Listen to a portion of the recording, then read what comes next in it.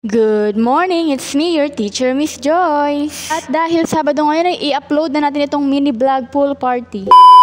March 29 nga noong kami ay nag-pool party at invited ang mga teachers. Sabi nga ng aking mga parents ay isama ko daw ang aking anak, pero nagdadalawang isip ako nung una kasi nga baka magkulit lang siya doon. Pero natural lang na makulit yan dahil bata yan, at sino ba naman ako para humindi kung mag-e-enjoy naman ng aking anak. So eto nga, nagpahatid na lamang kami ng aking anak at mag-11:30 bago kami nakarating dito sa La Casa Cecilia na matatagpuan sa Muzon. Ayan nga, naiinip na ang aking anak. Sabi niya na nga doon na daw kami sa loob, pero sabi ko wait lang, hintayin lang natin yung isa naming co-teacher. At ayan nga, huy, sino ka dyan? Salamat nga pala sa nag-video, si Miss Marian Rivera Charis. At nung nakita na nga kami ng aming isang parents ay pinapasok na nga kami. Sayang nga lang at hindi ko na videohan ang aming pag-entrance. Talagang pinalakpakan talaga kami ng aming mga parents. Huy, napaka-arty. At ito nga dito sa loob, nung parang bahay ba ito kasi nga napakaganda ng loob, ay dito na ako nag-start magbomba ng kanyang life vest at floater. Sabi ko nga sa aking anak, okay na yan, dyan ka na mag-swimming.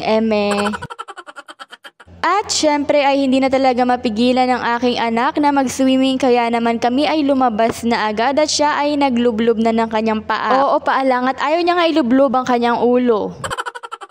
Mabuti na lang talaga at naisipan ko nga dalhin itong kanyang life vest at ang kanyang floater. Actually, last year pa ito noong nagdagat kami at naitabi ko pa rin naman ng maayos at wala pang ngat-ngat ng daga. Hindi ko nga alam kung anong trip niya at naisipan niyang kumain dito sa swimming pool at nagpapasubo pa talaga siya sa akin ng donut. Nung una nga ay ayaw niyang sumakay sa kanyang floater, pero nung nakita niya itong aking student na naka-life vest at naka-floater, ayun, ginaya niya na rin. Huy, gaya-gaya talaga.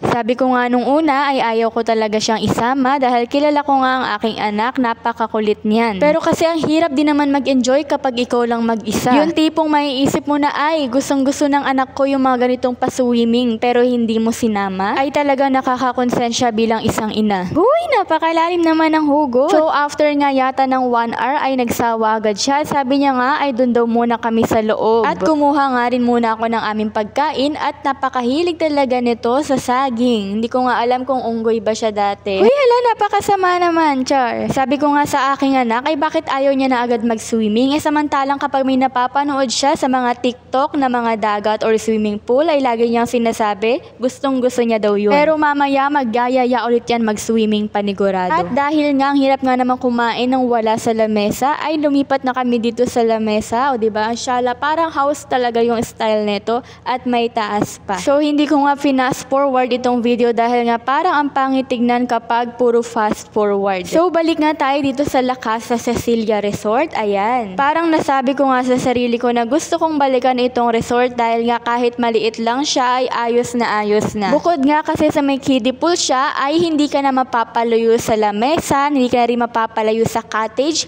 at sa lutuan. So minsan nga guys, kapag kumukuha pala ako ng pagkain, dinadamihan ko kasi feeling ko mauubos ko. Yun pala, takaw tingin lang. Huy! Hi daw, char. So, ito nga, hindi nga ako nagkamali at nag-aya ulit siya mag-swimming. Nakakapagod man, pero at least masaya ka sa ginagawa mo. Huy! Puro huy na lang.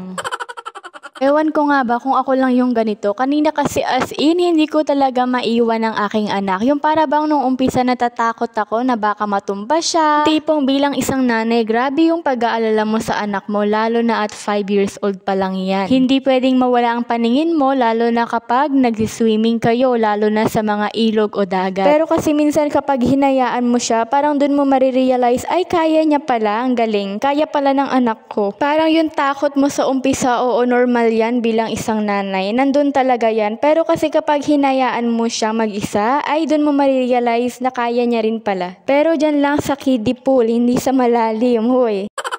Alam nyo ba, sobra ko na-appreciate kapag merong lagi nakakaalala sa anak ko. Talagang natutuwa ako, lalo na nung Christmas party ay niregaluhan nila yung aking anak ng mga laruan. Ay talagang nakakataba ng puso. Huy, walang iiyak for today's mini vlog. So ayun nga guys, hapon na yan at hindi pa rin ako nakakalublob sa swimming pool. Paano ba naman, mas inuuna ko pa mag-video kaysa mag-swimming. Hala. At ayun nga guys, diba sabi ko nga kanina ay hayaan natin sila matuto, pero ayun nga, inalalayan pa talaga, kakulit.